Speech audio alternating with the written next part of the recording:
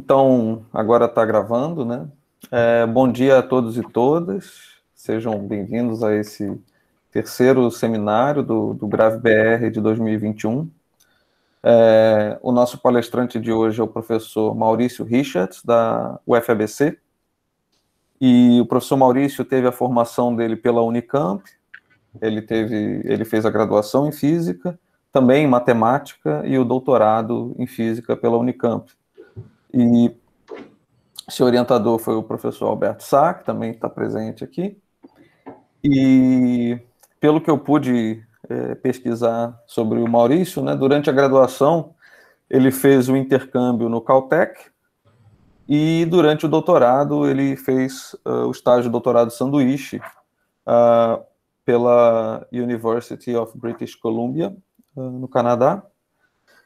E em 2011, que foi o ano que ele concluiu o doutorado, ele foi para a Unesp fazer um pós-doutorado. Em 2012, ele se juntou ao corpo docente da UFABC, onde permanece até hoje. E, bom, o professor Maurício é autor de diversos artigos publicados em revistas de altíssimo impacto internacional.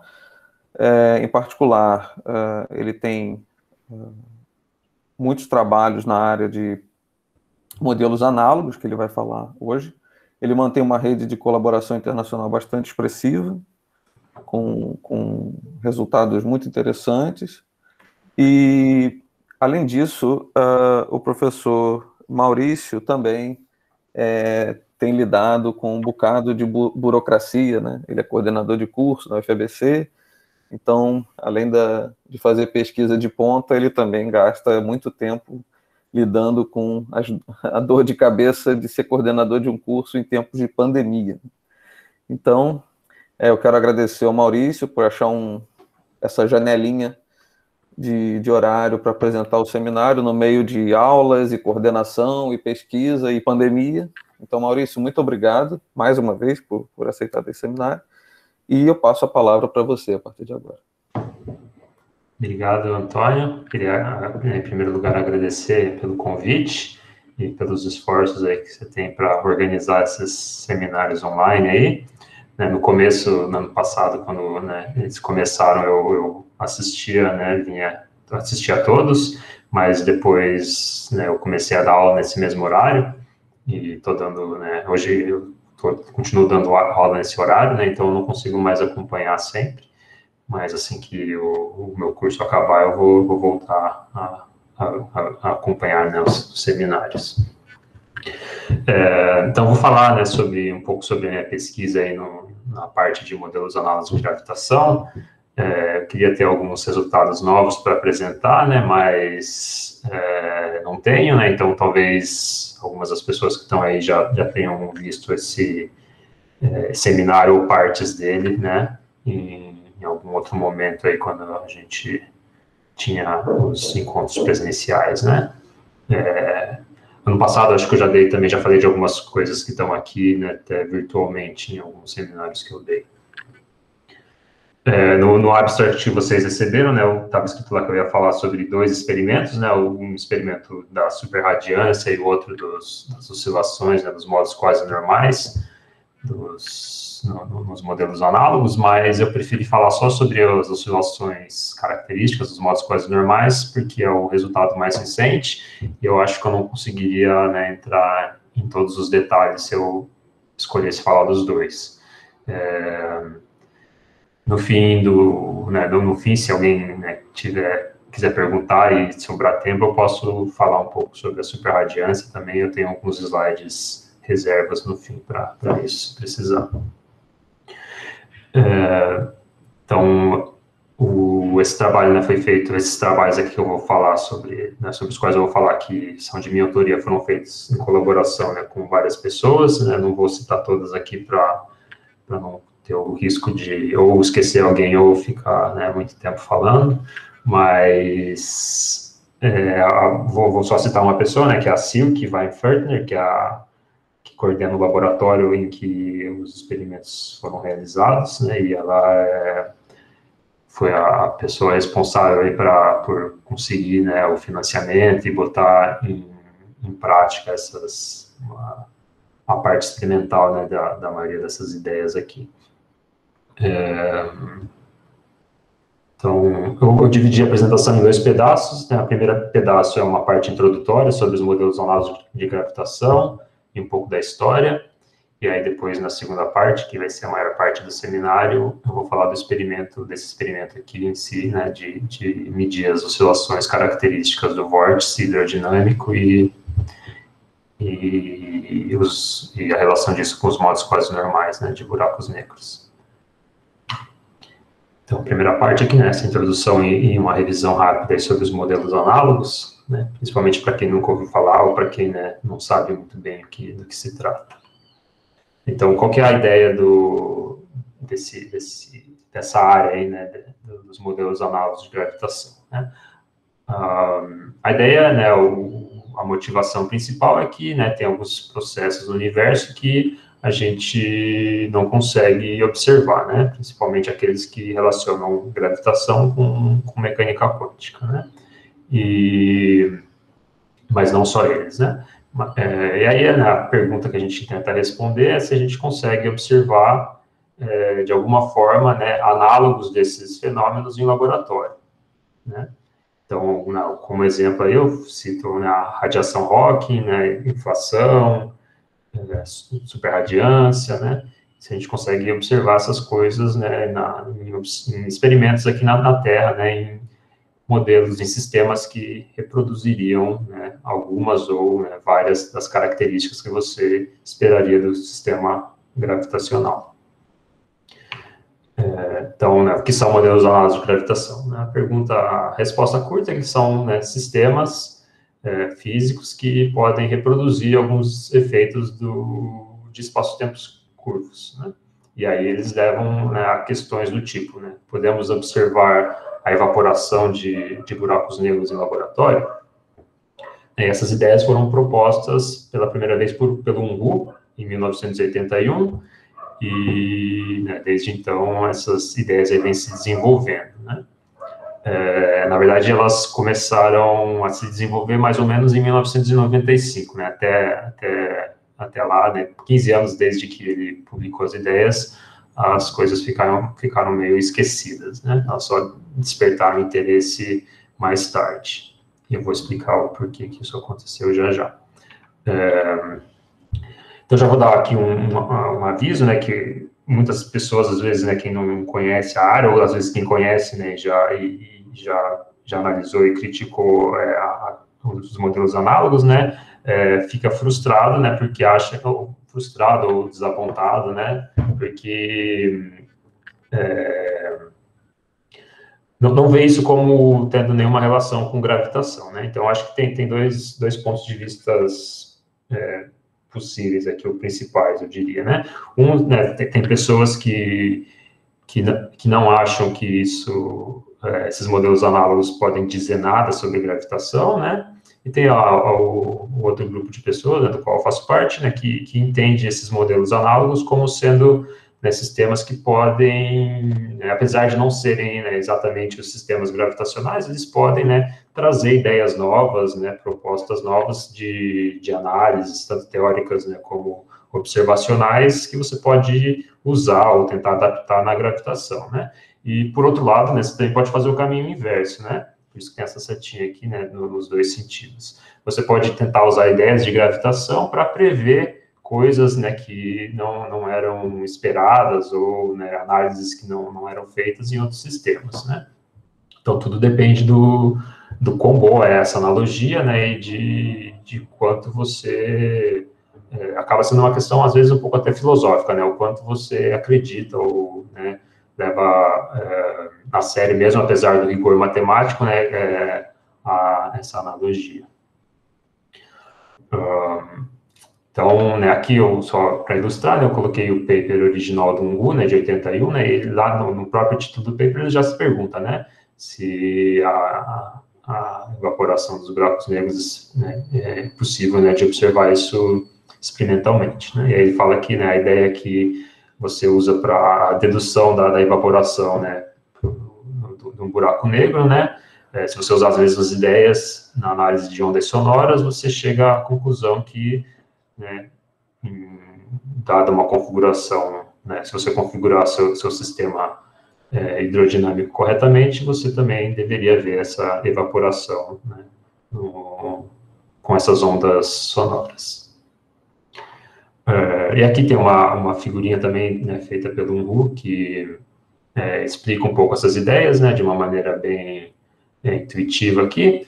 Então, você supõe que você tem uma cachoeira, né, então aqui a água se propaga com uma velocidade lenta aqui em cima da cachoeira, e embaixo ela é mais rápida, né, vai acelerando.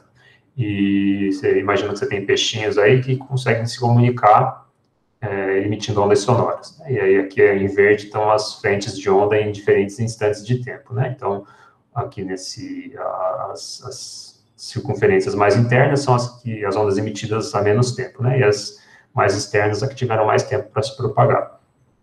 Então, aqui, essas ondas se propagam com uma certa velocidade, né? E aí você tem que, né, ter uma velocidade efetiva aqui, que basicamente depende também da velocidade do fluido em qual essas ondas se propagam, né? Então, aqui em cima, né, da cachoeira, em que o fluido se propaga devagar, essas, né, frentes de onda aqui são todas concêntricas, né?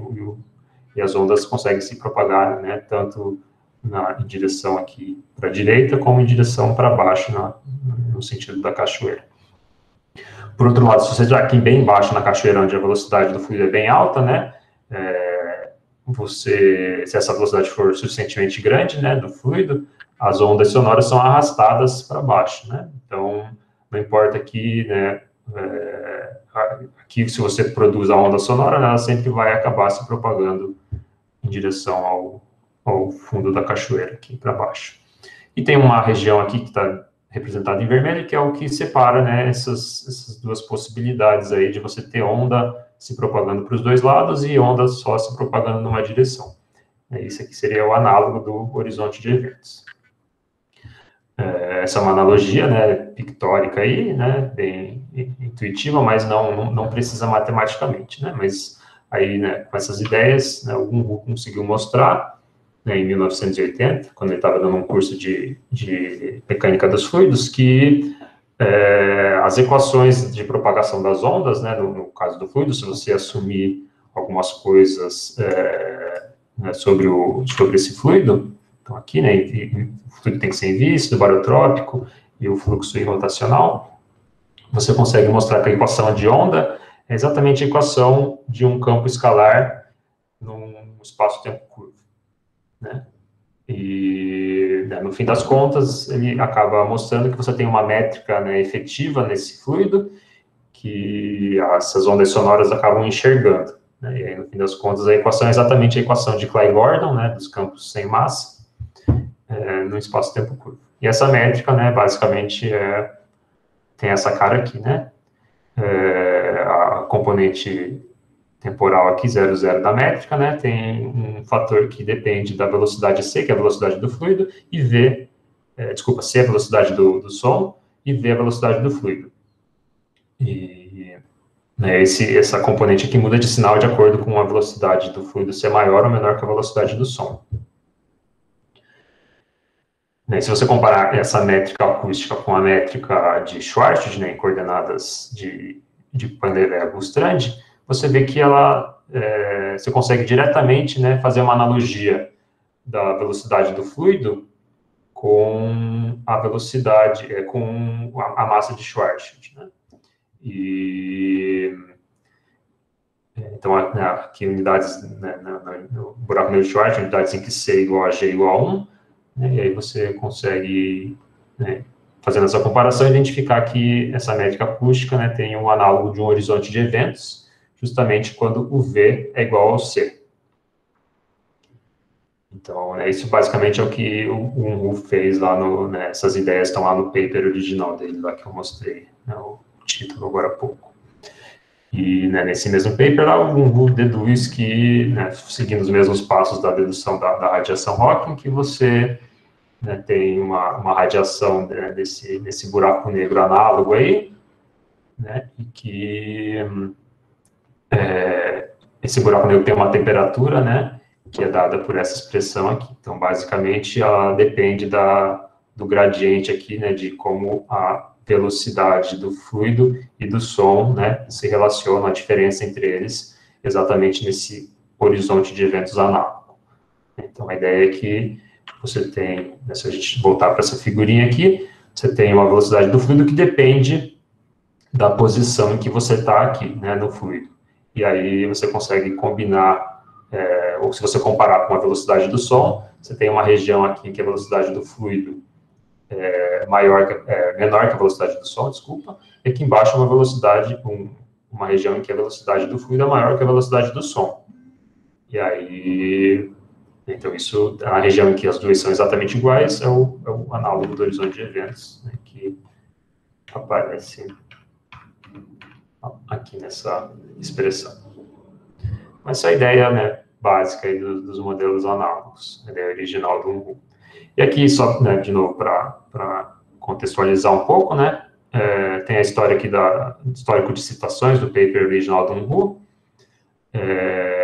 Ele foi publicado em 81, né, então desde 81 até mais ou menos aqui 93, 95, ele não tinha nenhuma citação, tinha uma citação só, eu acho, né, e aí desde 95 ele começou essas citações começaram a crescer, né, gradualmente, e estão crescendo até hoje, né. 2021 aqui, né, como a gente ainda está no começo do ano, por isso que tem essa queda, né, mas vocês podem ver que tem uma tendência aqui de crescimento até 2020.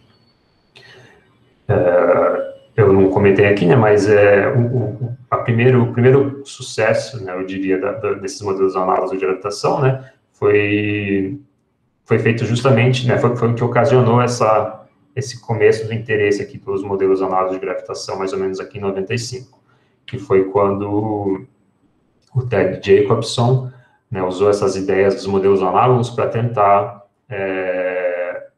resolver o problema transplanckiano da radiação Rock, né? Então, eu não vou entrar em muitos detalhes aqui, né, mas basicamente no problema transplanckiano, você tem, né, se você traçar a radiação Hawking, né, para o passado e ver a origem dela, você vai ver que ela, né, ela é causada por modos, né, que por causa do Blue Shift, né, que tem frequências infinitamente altas, né, tão altas quanto mais você bota, mais altas elas vão ficando, né, dependendo do que você observa no presente. E isso é inconsistente, né, com a aproximação semiclássica, porque você vai aí em escalas de energia, de frequência, que estão além da escala planckiana, né. Então, né, o Ted Jacobson usou as ideias aí de matéria condensada, de fluidos, para tentar propor, né, soluções para esse problema. Então, acho que isso foi aí primeira aplicação, eu diria, desses modelos análogos, né? Então, usar ideias de sistemas de matéria condensada para tentar prever alguma coisa sobre, né, como que poderia acontecer na gravitação mesmo. Né, então, desde que essas ideias aí, né, foram publicadas, né, surge naturalmente a questão se você consegue ver isso em laboratório. Né, teve uma conferência, né, que eu acho que foi a primeira, pelo menos que eu sei, ou pelo menos a primeira conferência grande sobre modelos análogos, que aconteceu no Brasil, né, no Rio.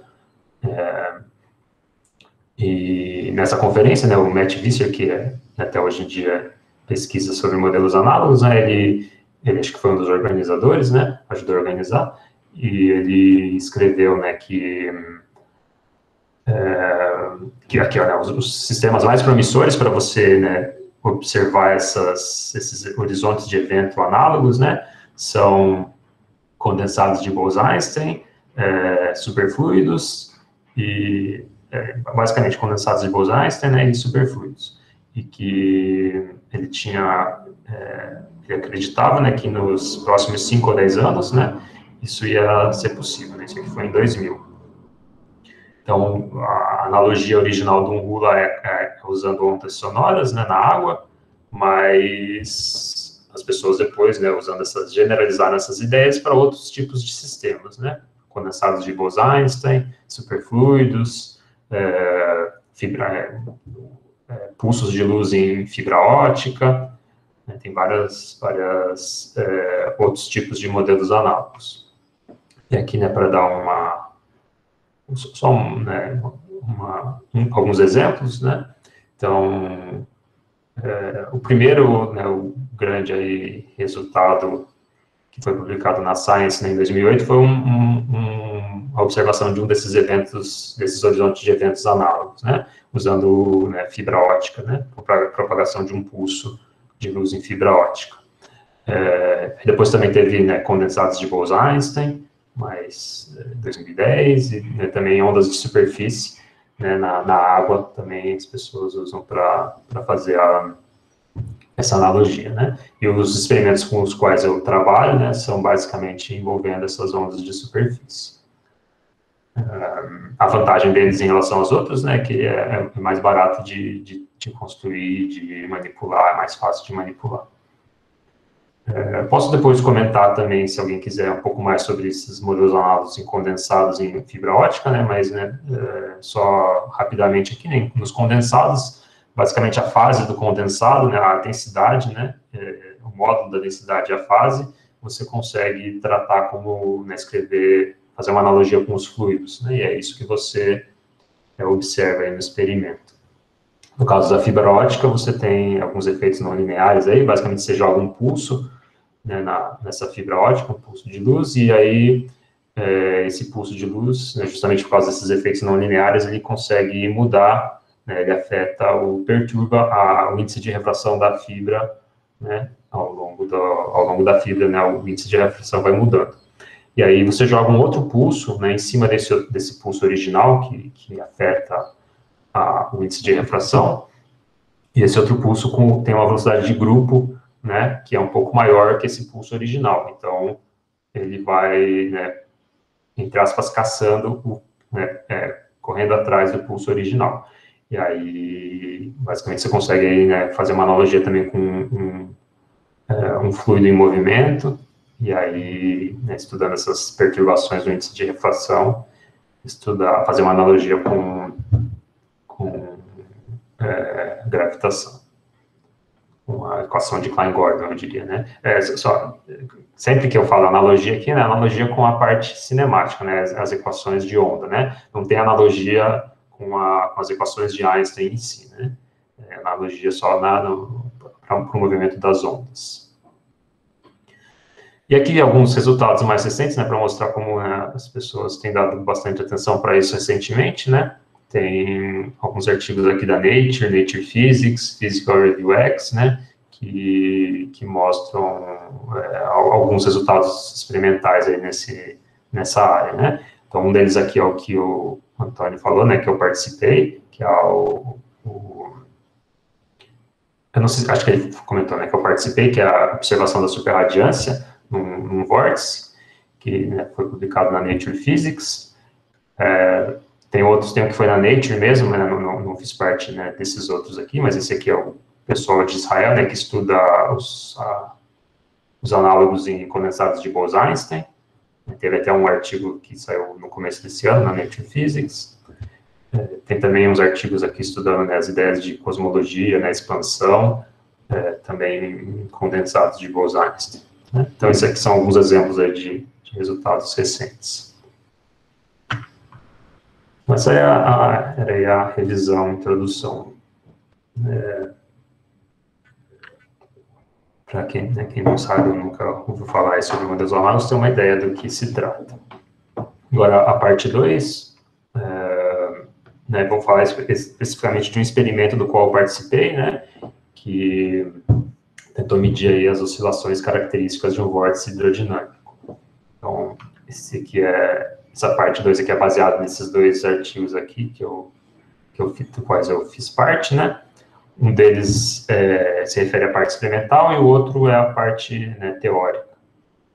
E um deles, né, foi publicado na Classical Quantum Gravity, numa edição especial de modelos análogos, e o outro foi na PRL, que foi o experimento em si. Então, essa parte 2 aqui está dividida, né, na motivação, aí depois eu vou falar da teoria, né, por trás do experimento, e o que a gente esperava ver no experimento. Aí vou falar do experimento em si, né, como a gente faz as medidas e os resultados, né, e aí, por fim, a gente conclui. Então, olha, a motivação aqui desse experimento são os modos quase normais, né, então, tem um sino lá da Boa Sorte lá na China, né, um sino bem grande, acho que no Wikipedia vocês podem depois procurar, tem a lista dos sinos mais pesados, os maiores sinos do mundo, né, mas esse aqui acho que não está nem entre os 10 maiores, né? Eu não lembro agora, mas enfim. A questão importante aqui, né, é que os sinos, né, eles servem para a gente entender de uma forma bem simplificada, né, o que são os modos quase normais de um buraco negro, né, de uma forma intuitiva. Então, os símbolos, né, os sinos, quando você, né, bate no sino, ele vai converter lá a energia mecânica, né, que você usou para atingir ele em ondas sonoras, né? Então ele vai converter lá as vibrações mecânicas em ondas sonoras. E aqui, né, a gente está ilustrado, né, tem esse paper aqui embaixo, né, essas oscilações aqui mecânicas, né, e diferentes modos de vibração que você pode gerar no sino aqui. E aí, né, então essas ondas, essas perturbações mecânicas vão gerar ondas sonoras que vão se propagar, né? Só que essas ondas, né, como tudo na natureza, né, vão decair com o passar do tempo, elas vão perdendo energia com o passar do tempo.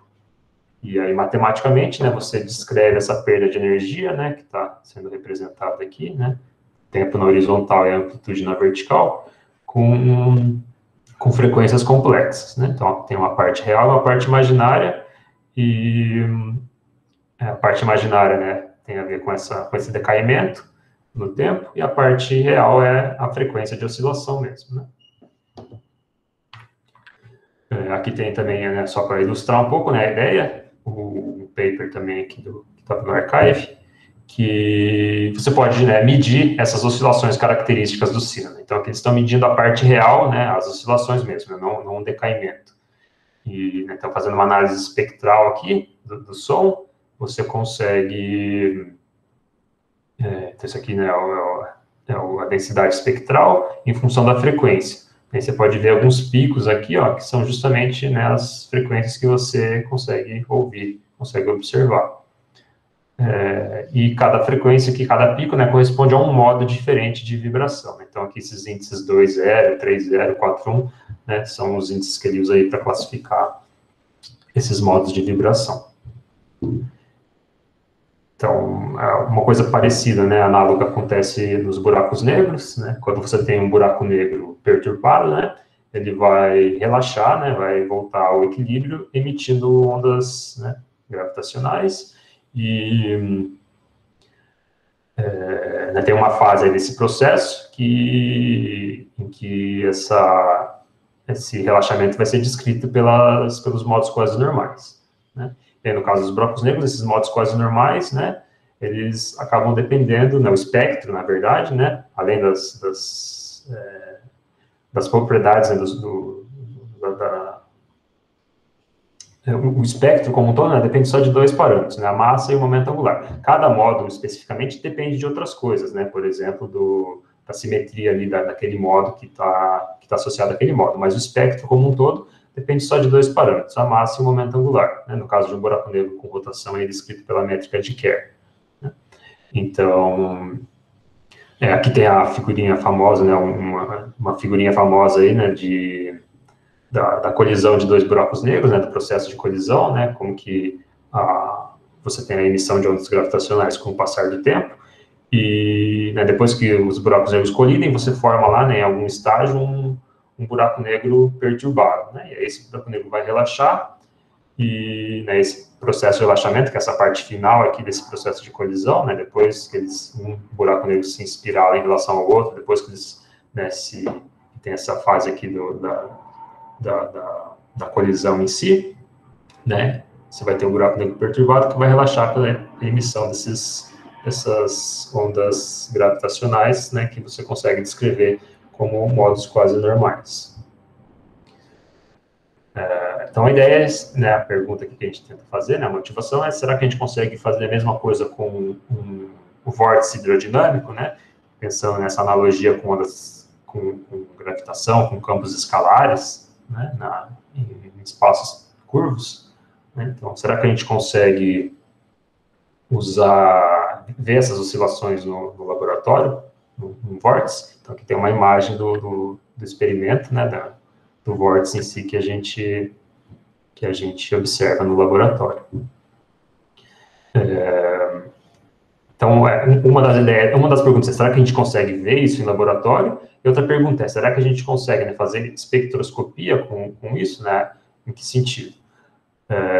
Como o buraco negro, né, o espectro depende só de 2 parâmetros, M e J, né? Tem uma ideia, existem ideias aí, né, que principalmente agora com as observações do LIGO, né, ficam cada vez mais possíveis de serem realizadas, né, que é a gente usar visualizar o espectro, né, das ondas gravitacionais e a partir dele inferir qual era a massa e o momento angular do buraco negro, né? Então, observar as ondas gravitacionais e deduzir qual que é esse buraco negro final que você observa a partir dessa fase aqui do ring down, do relaxamento do buraco negro perturbado. Então, a gente se pergunta aqui também, né, uma segunda pergunta, né, depois da primeira pergunta, que seria, será que a gente consegue observar essas oscilações, né?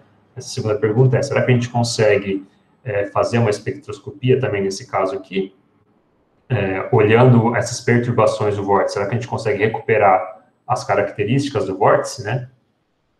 E é isso que a gente vai falar aqui que a gente tentou fazer nesse experimento. Então, aqui tem alguns slides para explicar a teoria, né? Por trás desses vórtices. Então, a ideia que a gente tem aqui, né? A gente tem um fluido, né? Uma interface ar-fluido, e a gente quer estudar, né, perturbações desse fluido, né? Então, tem uma profundidade aqui H0, né, do background, a gente vai perturbar esse background e vai ter, né, essas perturbações. Essas perturbações aqui vão caracterizar essas ondas na superfície do fluido, né? Então, não são ondas sonoras, são ondas na superfície do fluido.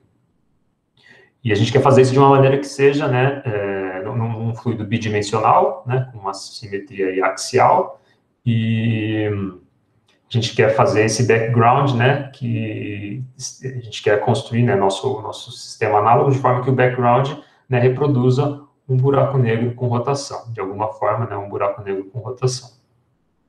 Então, né, um vórtice, basicamente, né, pelo menos intuitivamente, ele tem essas características que a gente espera, porque à medida que você se aproxima do centro do vórtice, a velocidade do fluido vai aumentando.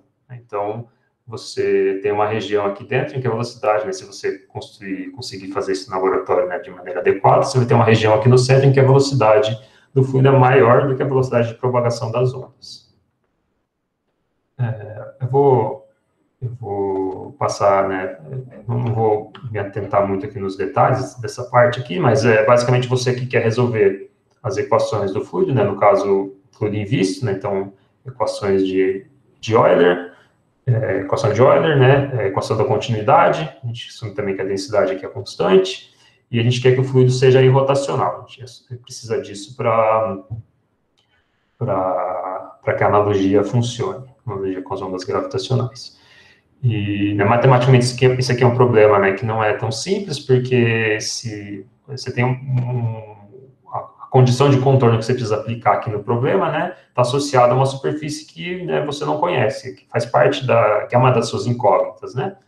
Então, basicamente, você quer resolver aqui o problema com condições de contorno adequadas, que é a pressão na superfície, se a pressão atmosférica, a velocidade, a variação da superfície do fluido ser igual à velocidade do fluido no topo, e que, no fundo, o fluido está parado, né? Então, com essas condições de contorno aí, você resolve as equações da hidrodinâmica, e, no fim, você encontra, né, quem que é o H, né, o background H0, e a velocidade do background, né, que eu vou chamar de V aqui.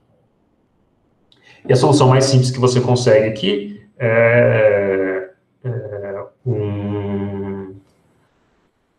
o chamado vórtice rotacional, né, também conhecido como o draining bathtub, em que você tem uma componente radial da velocidade, uma componente angular, né, e ambas são inversamente proporcionais à distância em relação ao centro aqui do vórtice.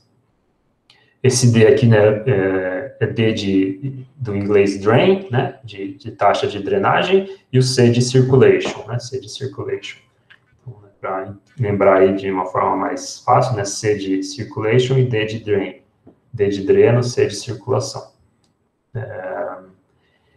Então, você pode ver que essa velocidade radial vai ficando cada vez maior, né, conforme você vai se aproximando do centro do vórtice, e se você tem uma velocidade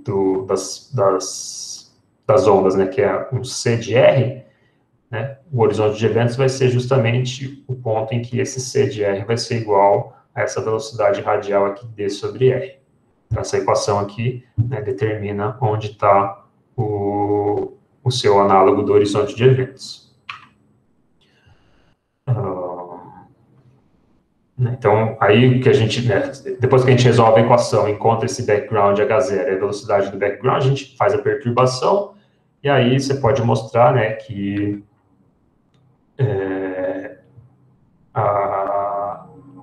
essas ondas, né, com uma frequência K e um número de onda, desculpa, uma frequência ômega e um número de onda K, satisfazem uma certa relação de dispersão, que é uma relação de dispersão não linear, né?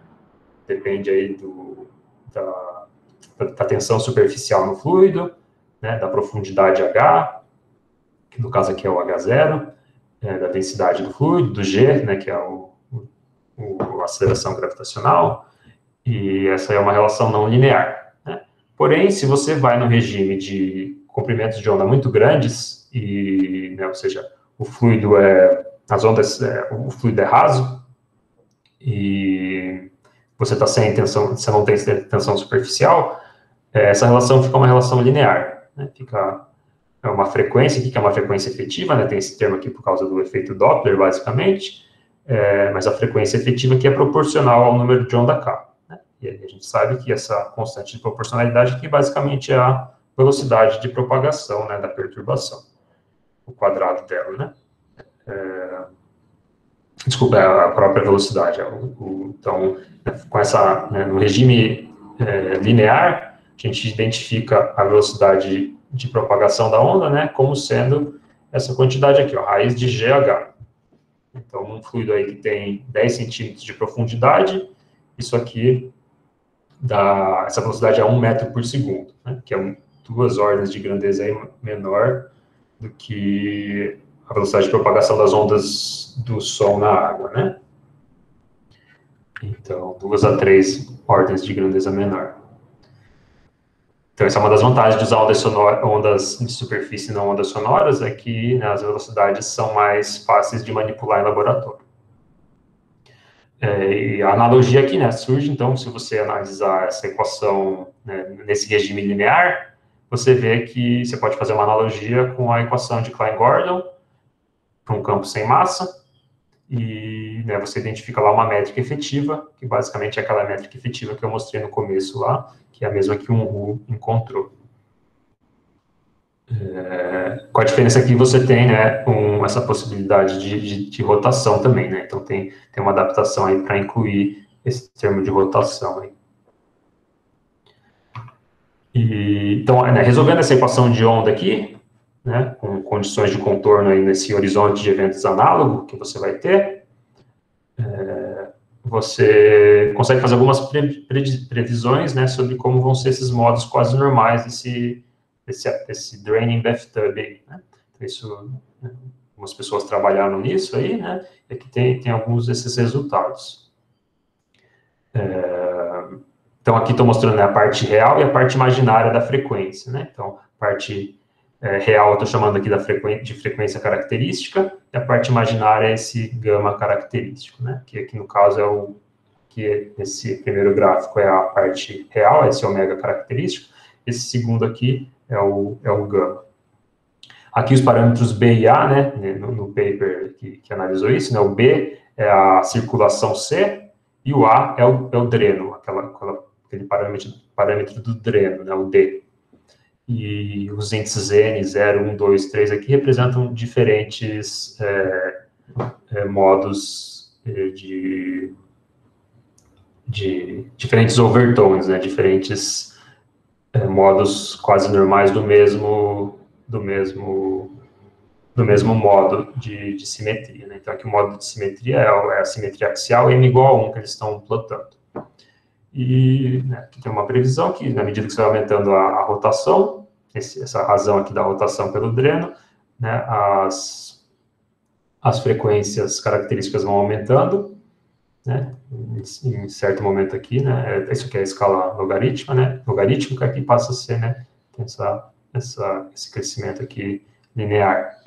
E a parte imaginária, por outro lado, ela, né, tem uma variação menos evidente, mas né, ele diminui com o aumento desse parâmetro aqui, dessa razão da rotação pelo dreno. Essa frequência aqui, a parte imaginária da frequência.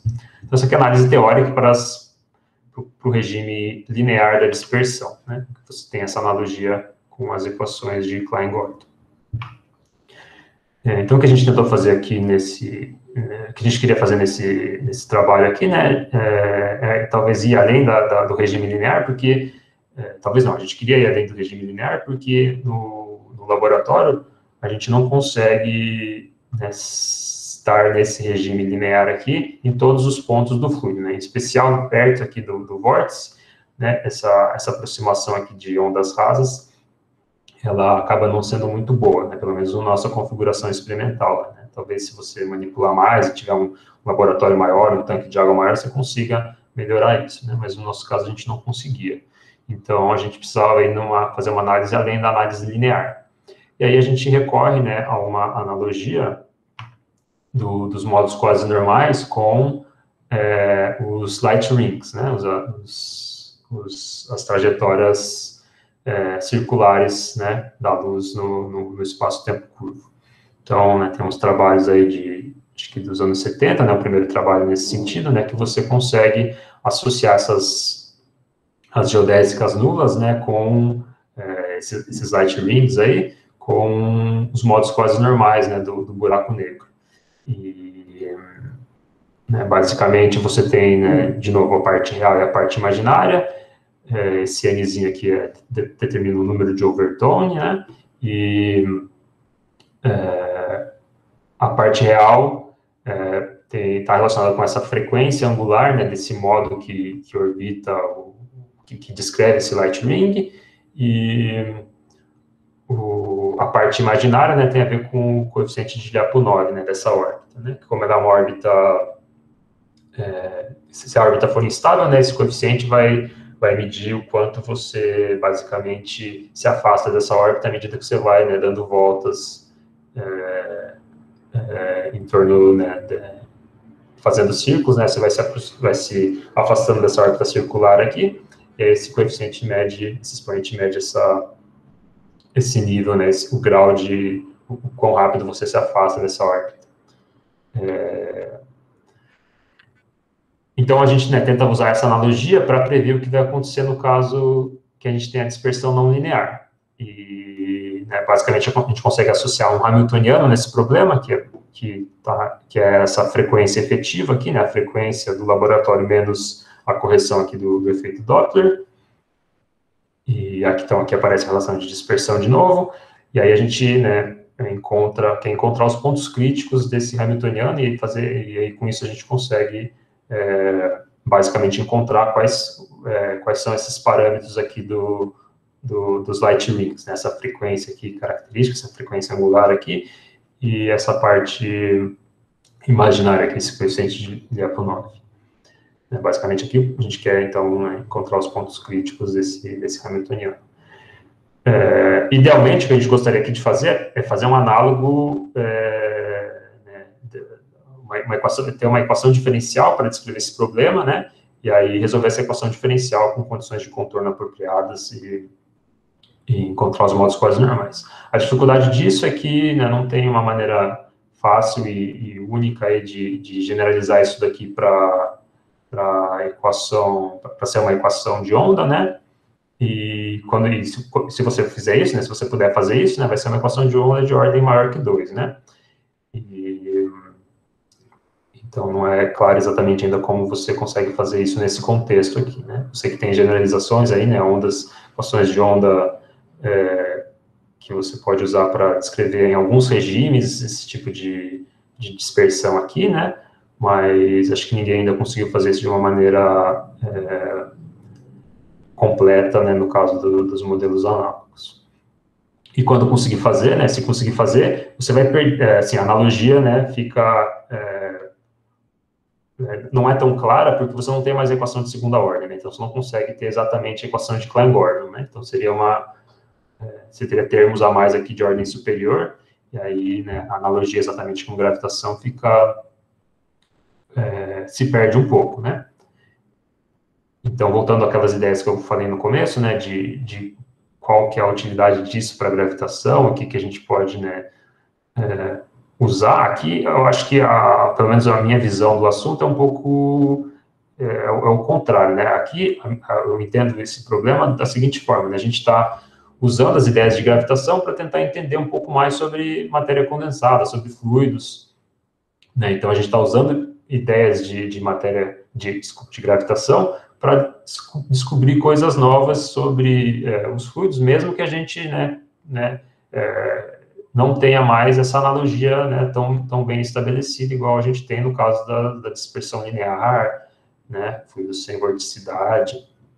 Então, a gente perde um pouco a analogia, mas, né, a gente não perdeu a ideia, né, básica, pelo menos a intuição do que acontecia na gravitação.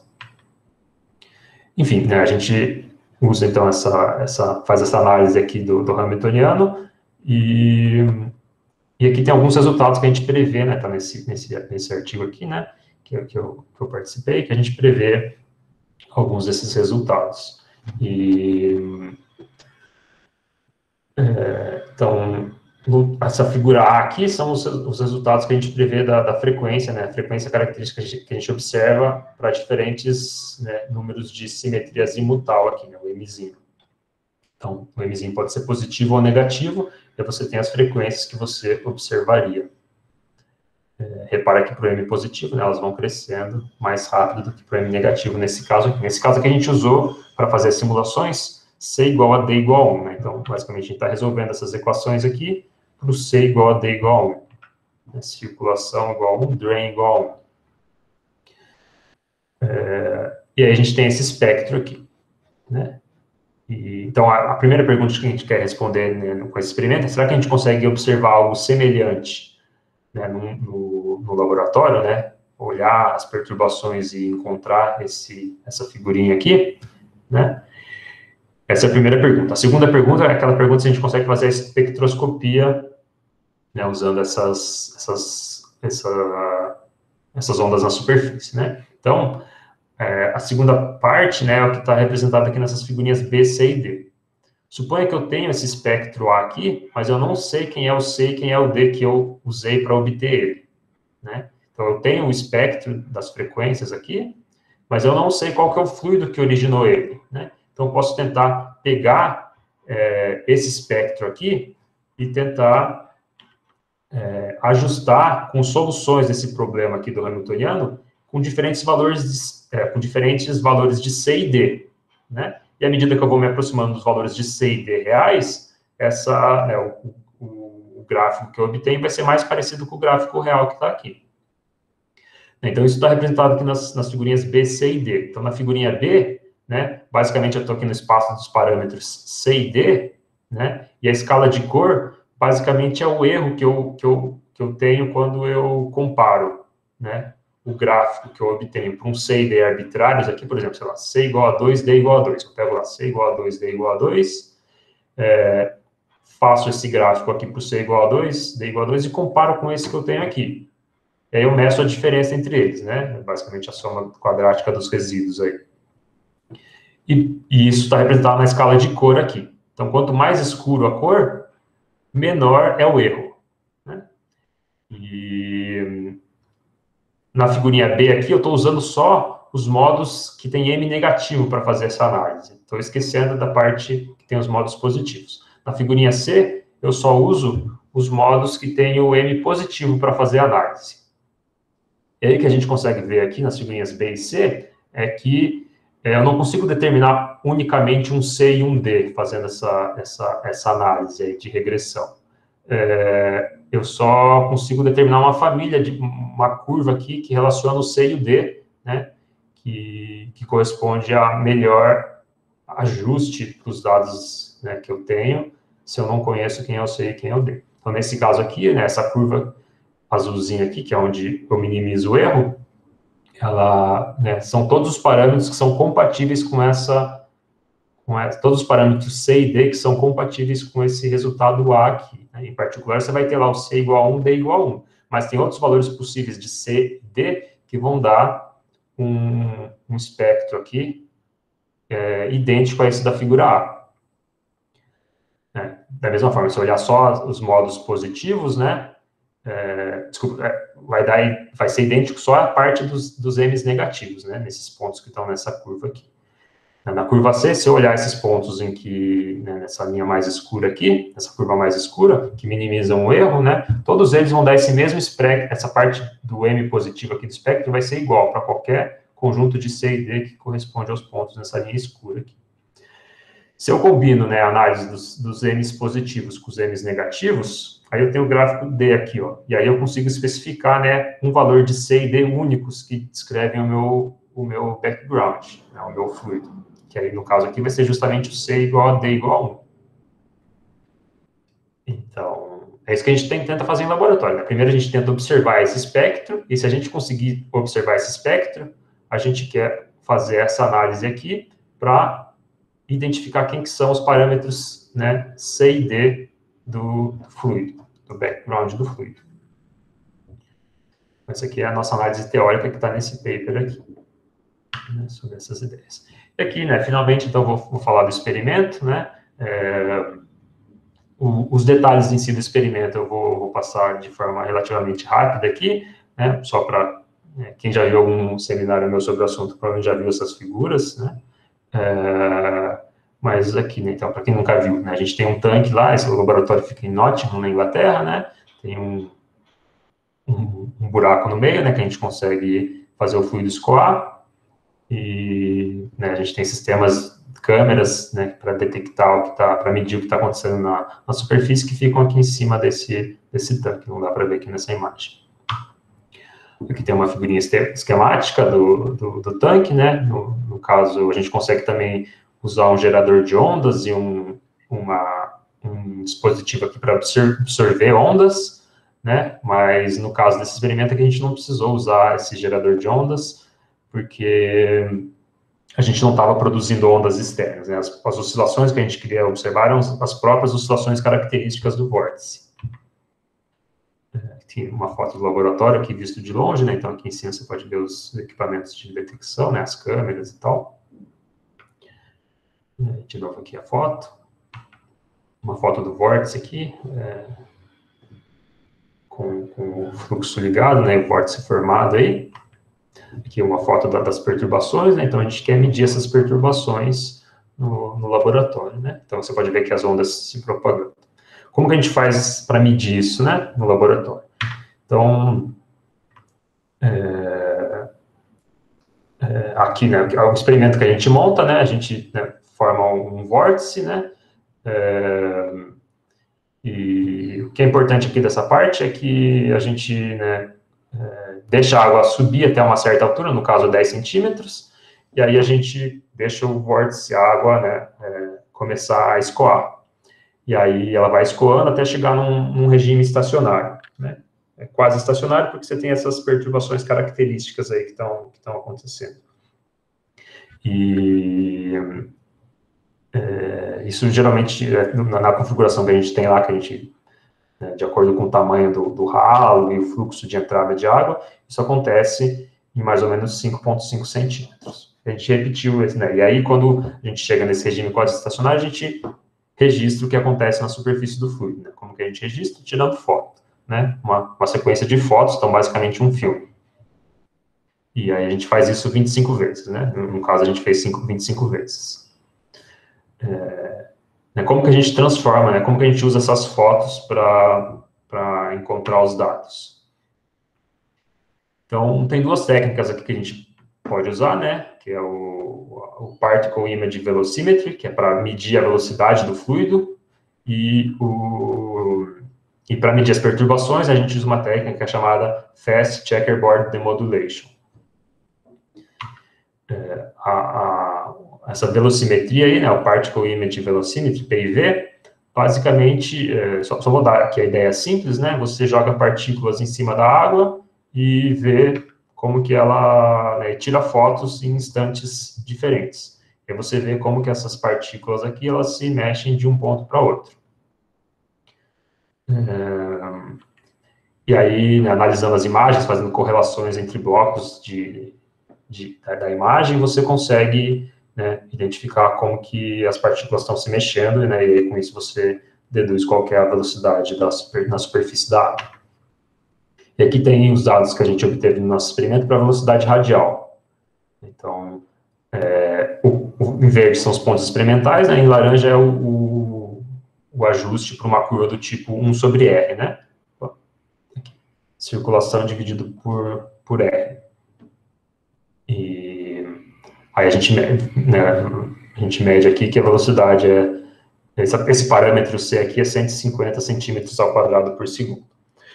A gente pode fazer a mesma coisa para a velocidade radial, mas no caso aqui, a gente não consegue medir isso com muita precisão, porque essa velocidade radial no nosso experimento acabou sendo muito pequena, né? Essa configuração aí a gente só conseguiu fazer desse vórtice estacionário aí com uma velocidade radial muito pequena. Então, a velocidade é perto do zero, né? Ela não é zero, mas ela é perto do zero, e a gente não consegue identificar exatamente quanto é usando esse método aqui. Mas, em princípio, você poderia usar, né? Se essa velocidade não fosse tão pequena, a gente conseguiria ter medido ela. Depois eu volto um pouco mais nessa questão das velocidades aí. A outra técnica que a gente usa de medida aqui é para medir as perturbações na superfície do fluido. Então, eu não vou me atentar muito aqui aos detalhes mais técnicos, né? Mas basicamente o que a gente faz a gente consegue com isso encontrar, né, a profundidade do fluido em função do tempo e da posição. Então, em cada ponto da superfície do fluido, em cada ponto, né, em cada coordenada x, y, e para cada instante de tempo t, a gente sabe qual que é a profundidade do fluido. A ideia aqui dessa técnica é que você, né, coloca um padrão, né, no fundo do tanque e, né, se de acordo de acordo com a trajetória que a luz faz para chegar desse padrão até a câmera, né, que fica em cima aqui, esse fluido vai ser, esse padrão vai ser deformado, né? Por quê? Porque a luz vai sofrer aqui a interação, né? Vai sofrer refração e tal, né? Ao se propagar aqui da superfície da água para a superfície para o ar, e você vai deformar esse padrão que aparece no fundo do tanque.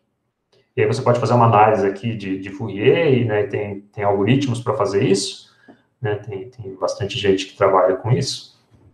Você consegue reconstruir a superfície do fluido a partir desse padrão deformado que você observa no fundo do tanque. E aí que você consegue ver um exemplo aqui, um caso que foi feito, né, um caso teórico que foi feito aqui, você tem as perturbações aqui na superfície que você reconstrói. Então, basicamente, a gente usa essa ideia aqui, né, a gente observa esse padrão deformado, e aí usa isso para reconstruir qual é a superfície, né? Qual é o valor do H, da profundidade em função do tempo e da posição. Aí a gente faz uma decomposição aqui em modos, né? Uma decomposição angular aqui de Fourier, né? Aí com isso a gente decompõe nos modos de simetria azimutal e M aqui. Em princípio a gente pode observar modos M positivos e M negativos. E aí, para cada um desses, depois que a gente separa aqui nos modos, a gente faz uma transformada de Fourier no tempo para analisar as componentes, né, a composição espectral desses modos, desses componentes aqui. E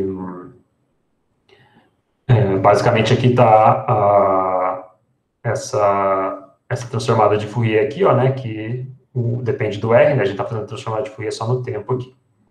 Então, aqui em função, na medida que o raio varia, que é o que está aqui na horizontal, a gente tem um espectro, ou a frequência, né, que a gente observa. E basicamente essa frequência aqui, ó, né, aí depois a gente faz uma média aí sobre a coordenada radial. Aqui eu estou mostrando, né, para diferentes valores de m negativos, o menos 5, o menos 10, o menos 15, o menos 20, o menos 25.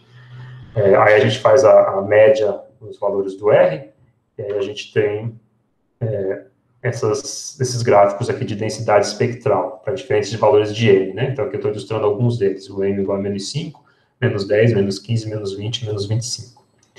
E aí, identificando aqui os picos, né, dessa densidade espectral aqui, a gente consegue, né, para o dado valor de m, encontrar qual que é a frequência associada àquele modo de oscilação característica, né? Então, né, só para, né, deixar claro aqui, para ver se ninguém esqueceu, a gente, né, faz as perturbações da superfície aqui do fluido, e aí, né, essas perturbações que são geradas naturalmente, as oscilações características, então a gente consegue associar a esses picos aqui.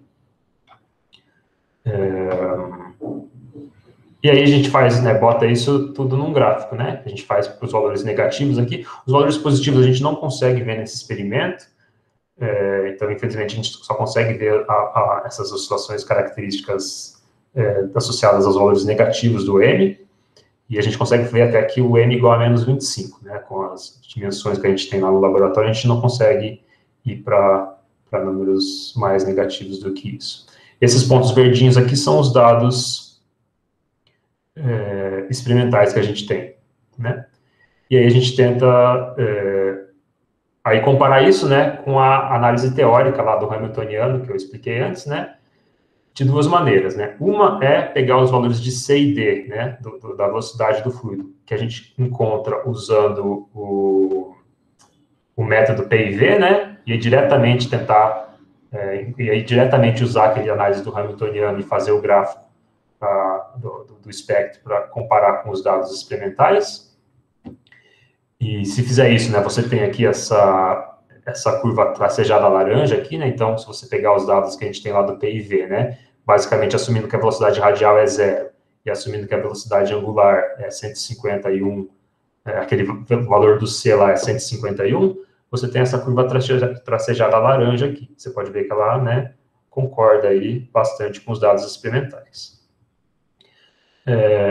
A outra ideia que dá para fazer aqui é a espectroscopia, né? Então, supondo, né, não suponhando, supondo que você não conhece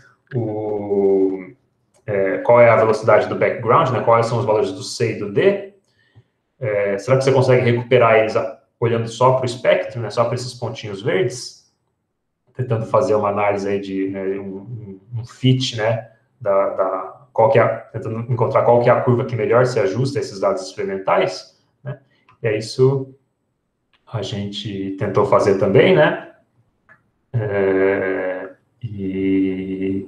Né, lembra, como a gente só consegue olhar aqui para os valores de M negativos, a gente não consegue identificar um valor de C e D únicos, a gente consegue encontrar uma família de valores de C e D possíveis, né?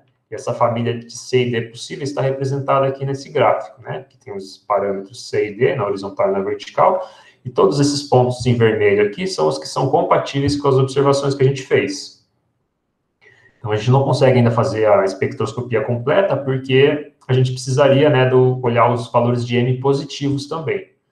Só que aqui a gente não consegue observar os valores de M positivos, porque a velocidade radial é muito pequena. E aí a gente não consegue, né, com os nossos dadas as nossas limitações experimentais, né, observar os M's positivos. Aqui, esse quadradinho amarelinho, né, só mostra os dados do PIV, né, daquela outra técnica, né, onde que eles estariam aqui, né, considerando o erro lá que a gente tem nas nossas medidas, que a gente não sabe exatamente qual que é o valor do D, né, ele é pequeno, mas a gente não sabe exatamente quanto ele é. e o valor do C é 150, mais ou menos alguma coisa, né? Então, né, a gente está nessa região aqui, nosso vórtice, né, tá com valores de C e D que estão nessa região amarelinha aqui. Mas com a espectroscopia que a gente fez por enquanto, a gente não consegue, né, fazer essa limitação exata aqui, a gente só consegue ver, dizer que nosso valor de C e D está nessa curva vermelha, mas se a gente quisesse, né, restringir ainda mais os valores do C e D, a gente precisaria olhar os valores de M positivos, né, as frequências características dos M's positivos. Então é isso, né, que a gente fez nesse trabalho. A gente observou as oscilações características e conseguiu, né, fazer um começo, pelo menos aqui, de uma espectroscopia do vórtice. Deixo aqui as minhas conclusões finais, né, esses modelos análogos, né, foram, as ideias surgiram em 81, né, mas assim, só nos últimos 10, 15 anos que os experimentos começaram a ser feitos, né. A maioria dos experimentos é unidimensional, que a gente está tentando fazer aqui, né, e tem agora outros grupos, né, fazendo também alguns experimentos em 2 dimensões. E a conclusão principal desse trabalho é que a gente conseguiu observar as oscilações características do vórtice, e, né, a próxima etapa aí né, para desenvolver essas ideias seria, tem 2 coisas que dá para fazer, né, a primeira é tentar ver as oscilações decaindo com o passar do tempo, né, que a gente não consegue ver no nosso experimento aqui, porque a gente está continuamente excitando o vórtice, né, a gente está continuamente alimentando o vórtice com um fluxo de água que está entrando ali. Então, a gente não consegue ver esse decaimento aí. E a gente gostaria também de, né, olhar os valores positivos de M, né, os números azimutais positivos, para tentar completar essa ideia aqui de espectroscopia. Bom, é isso. Eu agradeço a todos pela atenção. Bom, eu agradeço ao Maurício e convido a todos a abrirem seus microfones para a gente aplaudir o Maurício.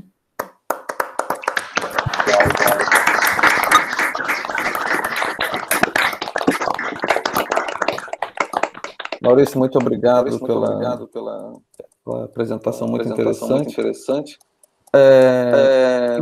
Enfim, agora estamos abertos à pergunta. Eu acho que tem.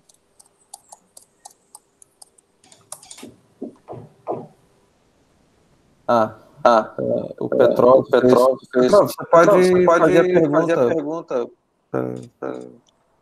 Bem, muito obrigado. A minha pergunta é assim: se você pode comentar sobre limites da aplicabilidade dos modelos análogos? Porque estou perguntando porque existe a pergunta eterna que, no caso do fluido, todo mundo sabe que o objeto dentro do fluido pode mover com velocidade supersônica. Mas nós sabemos que velocidade superluminal, que seria análogo da velocidade supersônica, não pode acontecer, é proibida. Então, isso é um limite da aplicabilidade. Você pode comentar se existem também outros limites da aplicabilidade dos modelos análogos? Obrigado pela pergunta. Eu acho que eu estou vendo do Acho que eu consigo. Estou ouvindo a minha voz. Obrigado, agora melhorou. Posso comentar algumas coisas? Não sei se é exatamente isso que assim, não é uma resposta completa, né? Porque acho que a pergunta que você fez é bastante geral, é bastante aberta, né? Mas tem vários limites, né? Então, a primeira coisa é que eu até comentei alguns rapidamente, que aqui a gente está a analogia funciona bem em um caso muito específico, né? Em que você tem a relação de dispersão linear. Então, o fluido tem que ser um fluido raso, né? As ondas têm que ter comprimento de onda muito maior que a profundidade do fluido. Então, isso a gente não consegue garantir em todos os pontos do nosso experimento, pelo menos nesse caso aqui, a gente não conseguiu garantir. Por isso que a gente teve que fazer essa análise além da relação de dispersão linear. Outra coisa, né, que a gente precisa garantir é que tentar minimizar os efeitos de dissipação no fluido, né, então, e de tensão superficial. Então, isso também é difícil de fazer na prática, né, porque à medida que você vai se aproximando, no caso do vórtice, pelo menos, né, quando você se aproxima do vórtice, os efeitos de tensão superficial ficam mais importantes. Então, eu não sei se seria possível ter alguma configuração de vórtice em que você consegue minimizar esses efeitos de tensão superficial exatamente à medida que você vai se aproximando do vórtice. Outra coisa é a vorticidade, né? Esses modelos análogos dependem da vorticidade do fluido ser igual a zero, né? Então, você não tem que ser irrotacional. E isso também à medida que vai se aproximando do vórtice, é mais difícil de garantir que isso aconteça. Então, na prática, acaba tendo ali algum resquício de vorticidade. Então, isso é uma questão mais prática, assim, os limites mais práticos do que a gente consegue fazer nesse experimento em laboratório. Agora, um ponto de vista um pouco mais teórico, né, usando esse exemplo aí que você falou, né, esse caso aí das velocidades superluminais e tal, né, aí acho que depende da análise que você está fazendo e qual que é a utilidade que você está tentando usar para pôr esses modelos análogos, né. Então, a ideia lá que eu comentei que o Ted Jacobson propôs lá em 95, né, para tentar discutir o problema transplanckiano, é justamente, né, como que você poderia modificar, né, a gravitação, algum jeito possível de modificar a gravitação para tentar, né, dar conta desse problema transplanckiano. Então, lá no caso dele, a ideia que ele propôs, né, baseada nas ideias de modelos análogos, é que, à medida que você vai para frequências muito altas, né, no limite transplanckiano, você tem que mudar a relação de dispersão, né, da radiação. E, basicamente, isso, né, vai introduzir uma quebra de simetria de Lorentz e tal, né, e aí, nesse sentido, você poderia ter uma propagação superluminal, e aí as pessoas estudaram, né, o que acontece nesses casos, aí se você tem uma propagação superluminal ou subluminal, ou algo que mistura superluminal com subluminal, mas aí você acaba, né, uma coisa mais teórica, assim, que você acaba tentando usar ideias, né, de modelos análogos, de condensados, de matéria condensada, para tentar fazer alguma previsão, né, de como seria uma modificação aí da gravitação, né. Outra limitação é que você não, né, por mais que você observe, igual as pessoas fizeram aqui que eu comentei, né, a radiação Hawking, o pessoal lá de Israel, né, teve vários resultados expressivos aí recentemente, né, observa a radiação Hawking no condensado de Bose-Einstein, né, isso implica necessariamente que isso prova que existe, né, a radiação Hawking de buracos negros, né, assim, pelo menos que isso você pode considerar isso uma observação, né,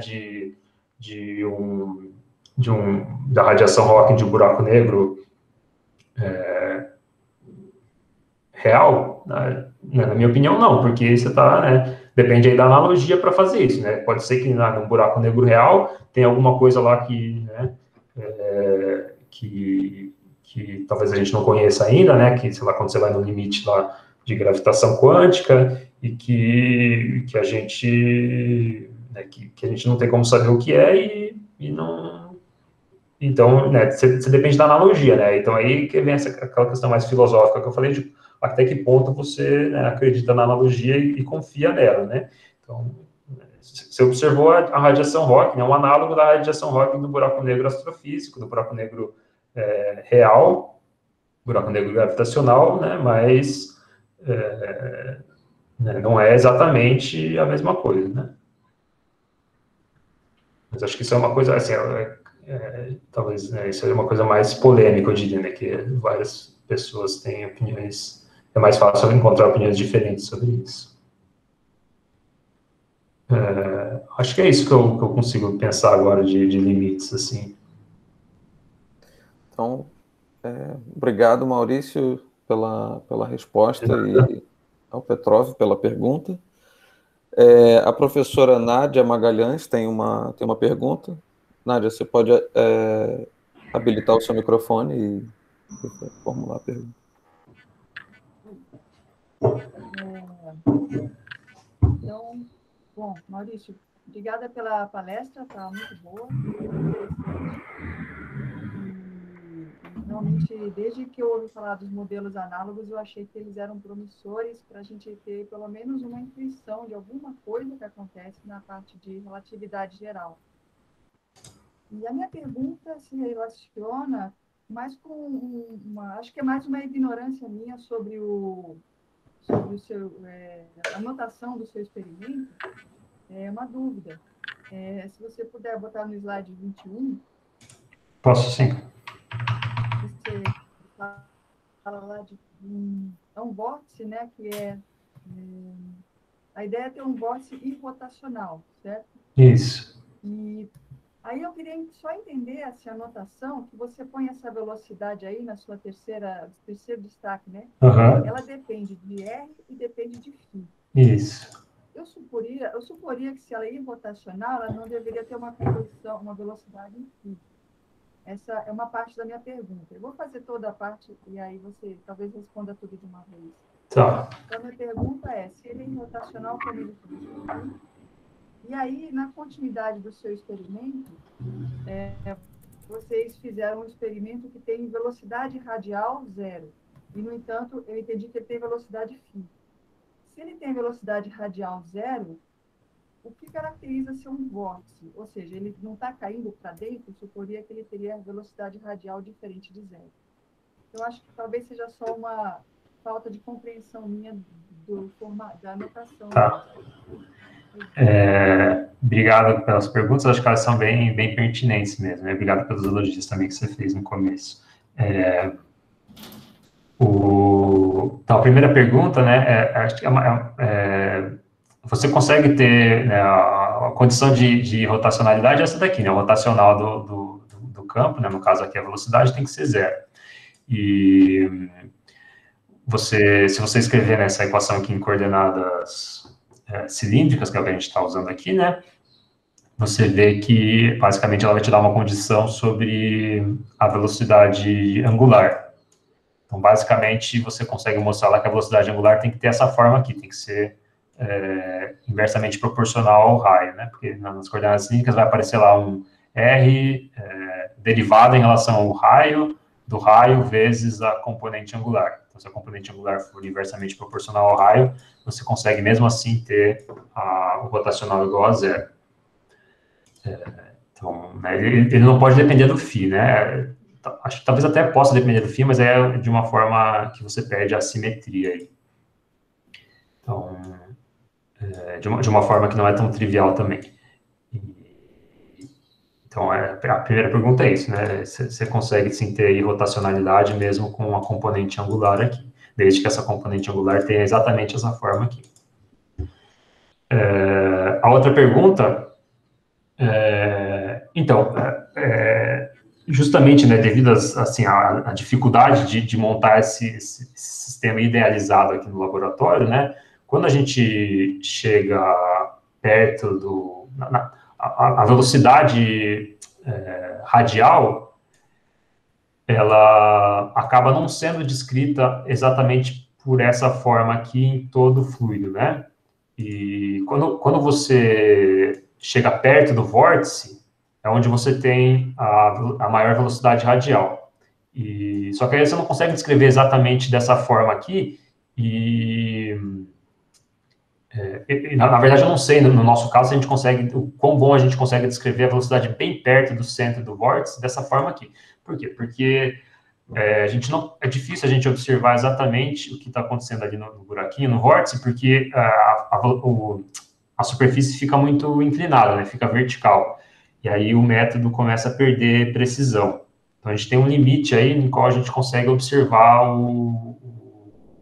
a coordenada radial, né, o interior ali do vórtice. No caso do experimento aqui, eu não falei, mas esses dados que eu mostrei, a gente começa a partir de 7 centímetros. Os dados que eu plotei aqui. A gente começa em 7 centímetros, mais ou menos. Para o PIV, a gente consegue um pouco mais para dentro, eu acho. E aí a gente começa um pouco menos aqui. Mas a gente tem uma velocidade radial, só que, né, no regime que a gente consegue usar esse método aqui, para ter certeza absoluta, a gente não sabe exatamente o quão diferente de zero isso. Ele é perto de zero, mas ele não é exatamente zero. Ele é pequeno, mas eu não sei exatamente quanto. E à medida que você vai se aproximando mais dentro do vórtice, aí eu não sei, eu não consigo afirmar com certeza que você consegue descrever a velocidade radial dessa forma aqui, ou se é uma coisa mais complicada. Provavelmente é uma coisa mais complicada por causa, né, dos efeitos aí da inclinação do vórtice, né, correções por causa da vorticidade, mas isso a gente não consegue encontrar, né? Então, idealmente, o que a gente gostaria é conseguir fazer um experimento em que a gente consegue ter essa descrição aqui, né, da analogia linear com essa velocidade aqui de background, né, no fluido inteiro, mas a gente consegue aqui só a partir de uma certa distância mínima. Então, acho que eu não sei se eu consegui responder, né, tudo, mas a ideia é essa. Então, obrigado, Maurício e Nádia, pela resposta e pergunta, né? Bom, eu vou seguir aqui a ordem, né? Só para anunciar aos respectivos perguntadores, né? A primeira pessoa a perguntar é a professora Berta, depois tem uma pergunta do Luiz Longo, e em seguida a professora Carolina Benoni e o professor Caio. Então, professora Berta, você pode perguntar. Obrigada. Bom dia, Maurício, bom dia a todos. Eu gostei muito do seu seminário, Maurício, parabéns. Eu queria perguntar o seguinte, nesses modelos análogos, é possível modelar também buracos negros carregados? E, adicionalmente a isso, também seria possível modelar aqueles buracos negros de teorias modificadas, que, por exemplo, tem um cabelo escalar ou alguma coisa assim? É possível isso? Então, obrigado, Berta, pelas palavras também. Isso depende do... Deixa eu botar aqui de novo. Então, aí acaba virando um programa de engenharia, entre aspas, né? E também de fazer manipular aí o seu background para conseguir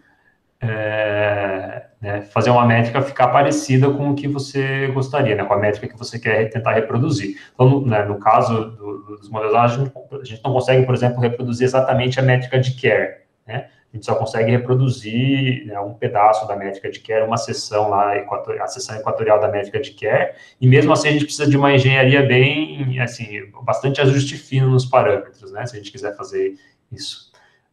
Então, em princípio, você até conseguiria, né, ter algo análogo a um buraco negro carregado, mas aí você precisaria de uma velocidade de background bem específica e talvez, né, pensar numa pressão,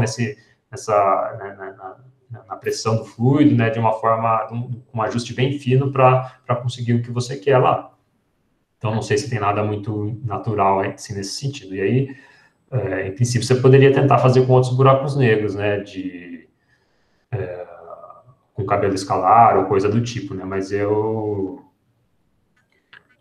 não conheço de nada nesse sentido, assim, de específico de buracos negros com cabelo escalar. Não lembro, pelo menos, de ter visto algo.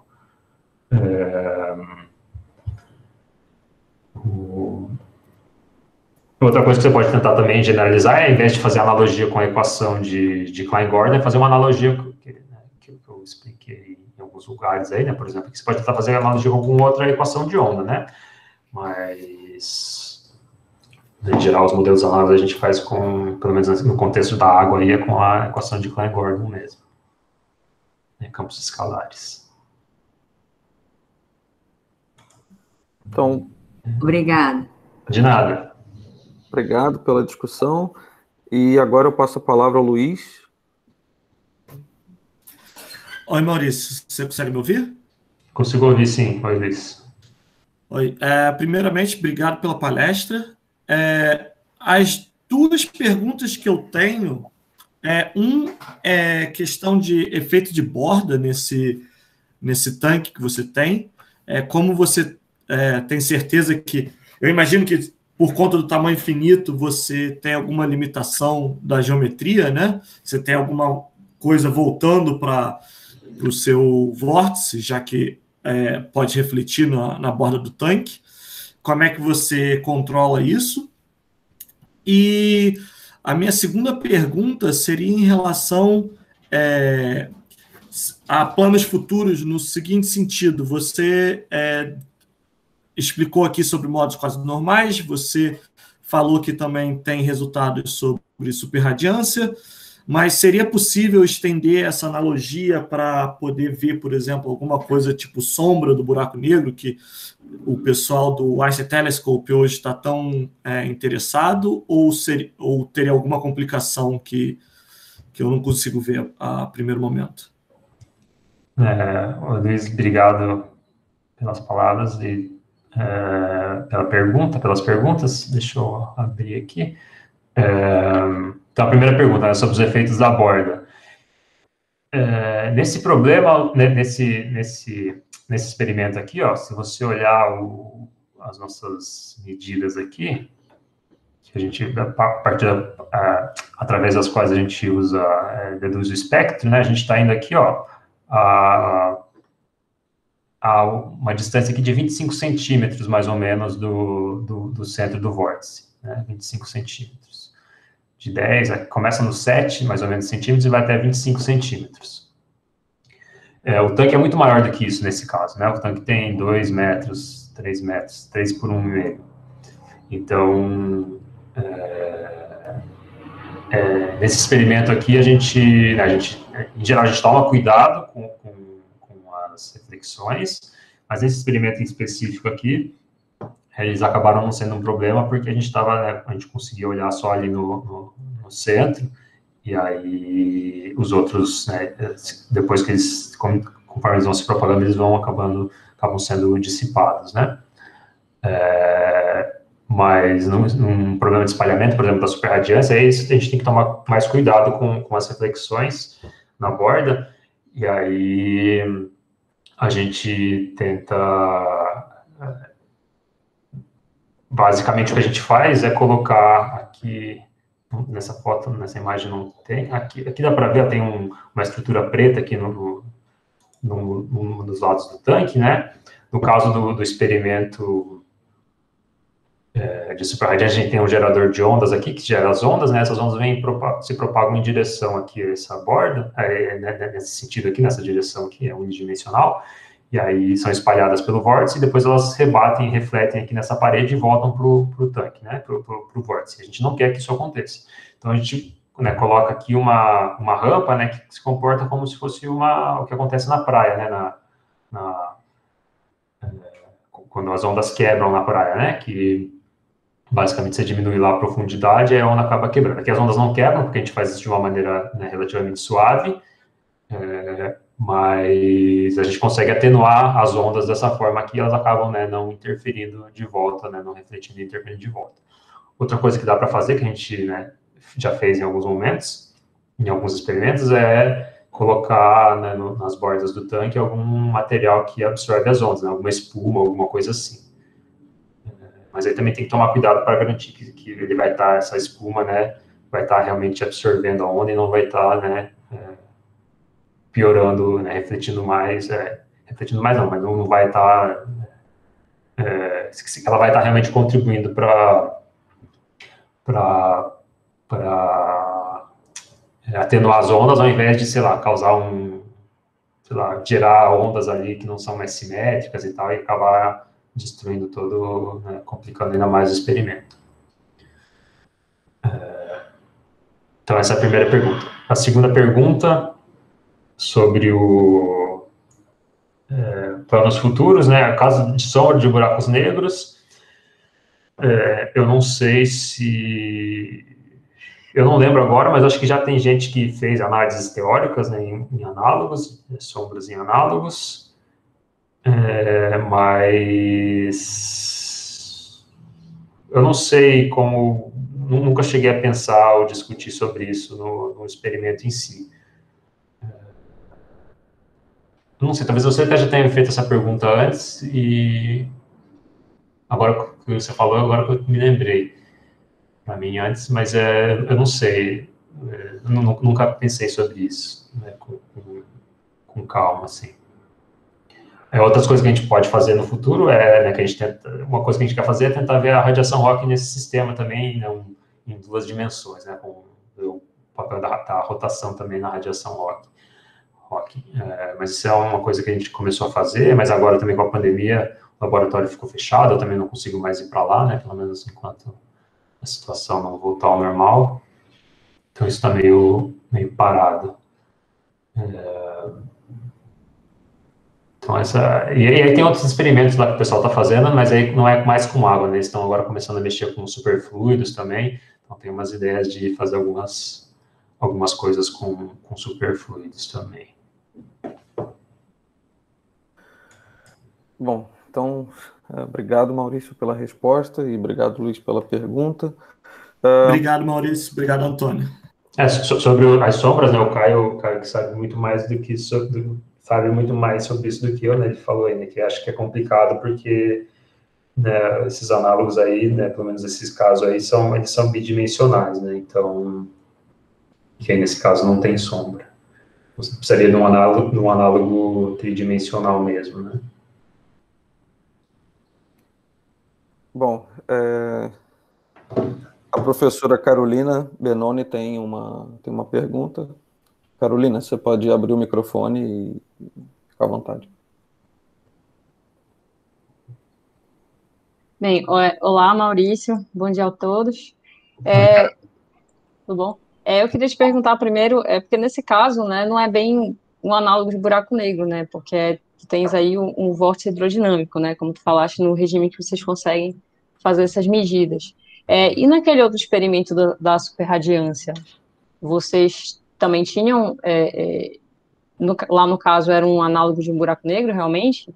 E outra coisa que eu queria saber era, assim, para mim, que sou uma pessoa da área experimental, né, tem alguma dificuldade, assim, em particular que tu destacas para implementar esse tipo de laboratório? Obrigado, Carolina, pelas perguntas.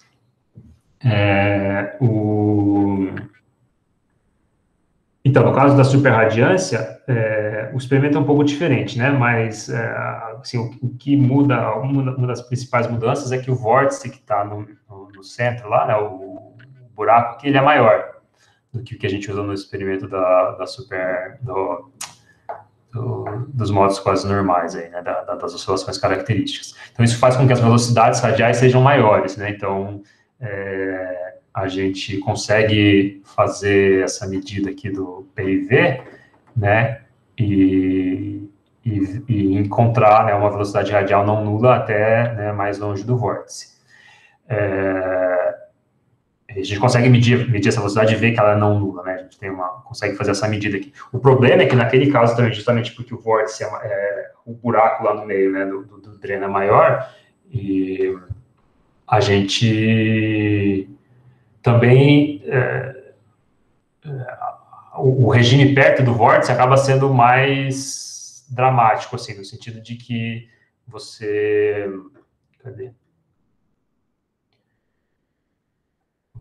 acaba não estando, né, no regime perfeito para a analogia funcionar, né? Então, você continua tendo lá a vorticidade, continua tendo, né, que eu acho que acaba até numa situação um pouco pior do que a gente tem aqui num grau um pouco pior do que a gente tem aqui nesse experimento das oscilações características. Você tem também dispersão não linear lá,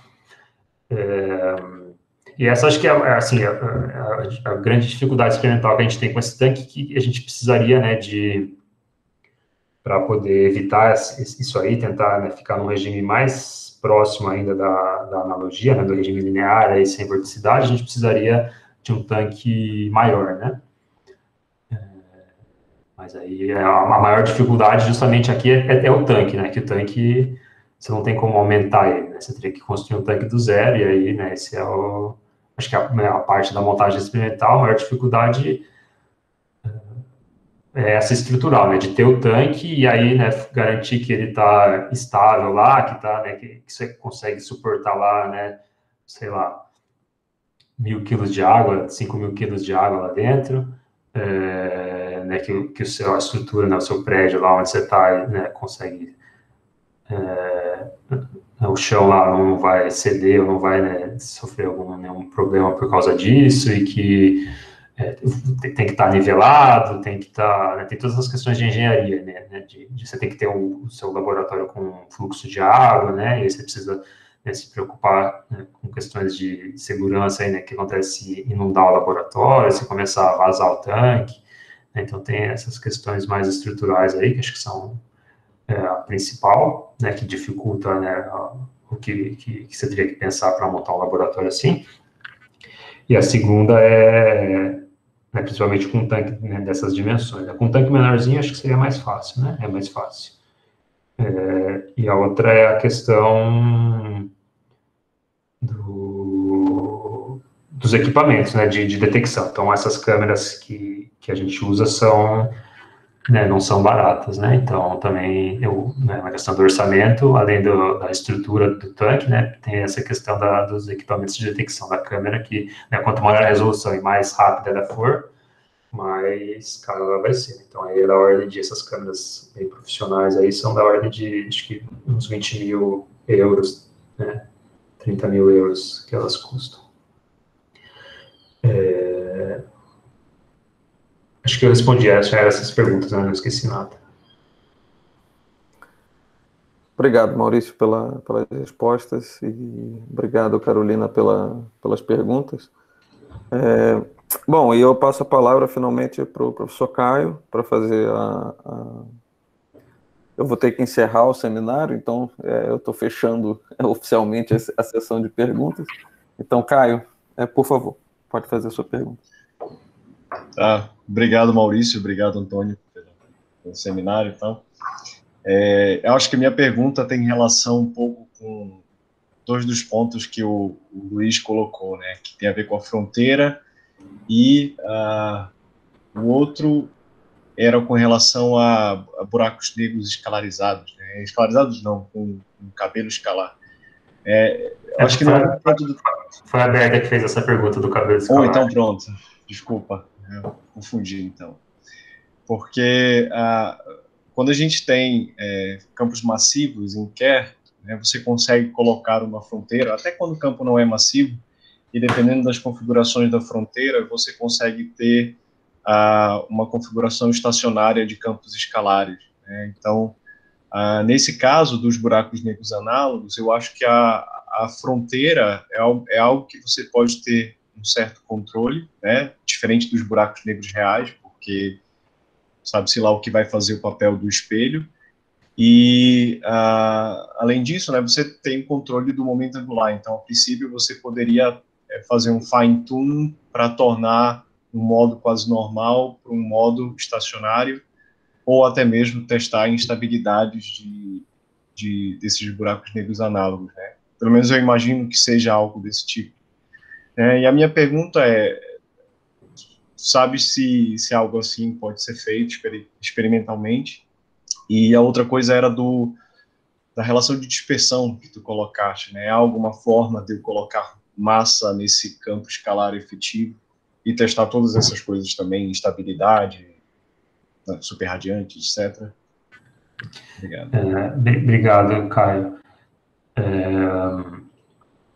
Então, sobre a questão dos campos, dos blocos, né, com campo escalar, né, cabelo escalar, realmente, eu não tinha pensado nesse sentido, né, quando a Berta fez a pergunta, mas você pode, né, realmente, né, colocar, em princípio, mexer aí na fronteira, né, e aí tentar fazer ali, né, você ter alguma configuração estacionária ali, né, que fica uma onda ali estacionária, e que você poderia interpretar aquilo como, né, um estado ali ligado, alguma coisa assim, uma configuração de um cabelo escalar, né, junto com um buraco negro, né?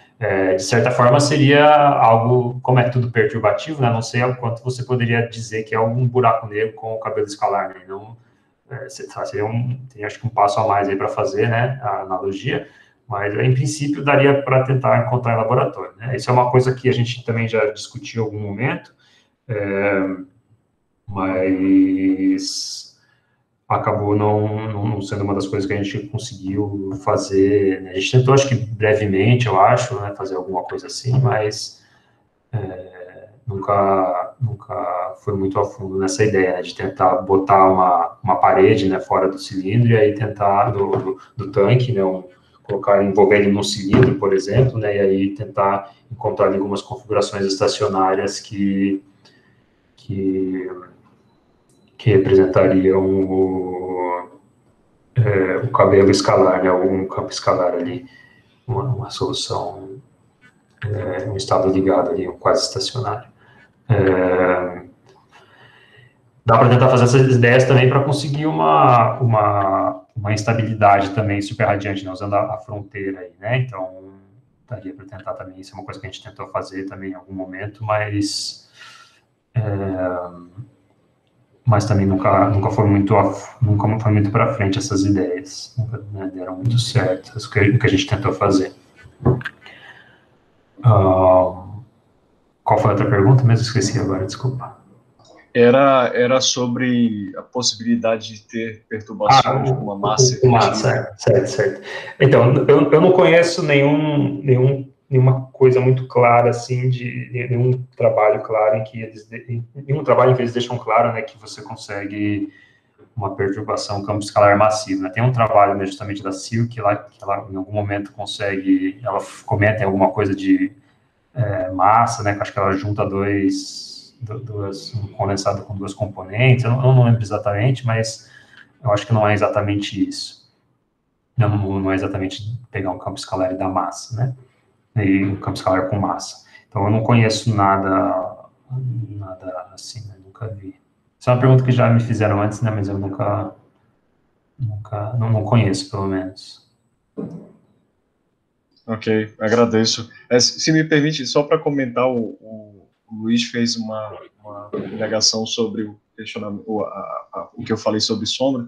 É porque, Luiz, se tu tem uma estrutura planar, né, no fundo que tu vai ter, se imagina os raios luminosos caindo no buraco negro, tu tem que parte deles vão ser absorvidos, né, no buraco negro análogo, e parte vão passar. Só que isso vai formar uma linha. Então, tu não tem uma seção do jeito que você tem no buraco negro, né? Você tem uma linha de absorção, que é a parte... Então, a sombra, nesse caso, seria uma linha só.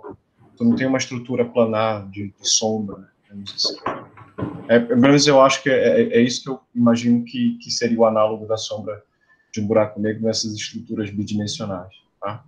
Desculpa me alongar, porque, assim, sei que está no horário do almoço. Peço desculpas novamente, pessoal. Não, imagina. Bom, eu fico muito feliz que, enfim, a gente tenha tido essa sessão de discussão tão rica. Vou aproveitar só para responder. O Luiz fez uma última pergunta ali, vou aproveitar e responder rapidinho. Essa é rápida mesmo.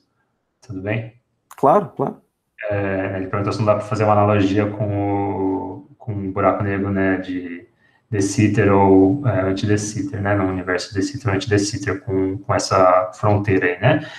Acho que só simplesmente colocando a fronteira, não, né, porque você precisaria, né, ter a métrica lá correspondendo ao DS, ao buraco negro, né, de Sitter ou anti-de Sitter. Mas, né, em princípio, manipulando lá a velocidade do seu fluido, você consegue, sim, né, reproduzir a métrica, né, de Sitter ou anti-de Sitter, né, de acordo com... Mas aí volta aquela questão da engenharia, né, você precisa fazer isso, e aí não é tão trivial, né, como fazer isso, e se você consegue fazer isso no laboratório. Era isso. Obrigado, Maurício. Obrigado também ao Luiz por ter colocado mais essa questão no chat. Bom, enfim, eu adoraria que a gente tivesse mais tempo de discussão. Infelizmente, eu preciso encerrar, não por conta de almoço, porque eu tô em outro fuso horário, mas é que eu tenho uma prova agora de holandês, então eu preciso sair para fazer a prova.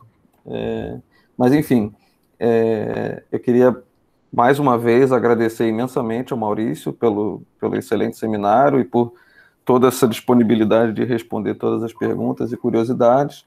E com isso eu peço para que, enfim, a gente de novo abra os microfones para aplaudir o Maurício por esse excelente trabalho e contribuição ao GraphBR.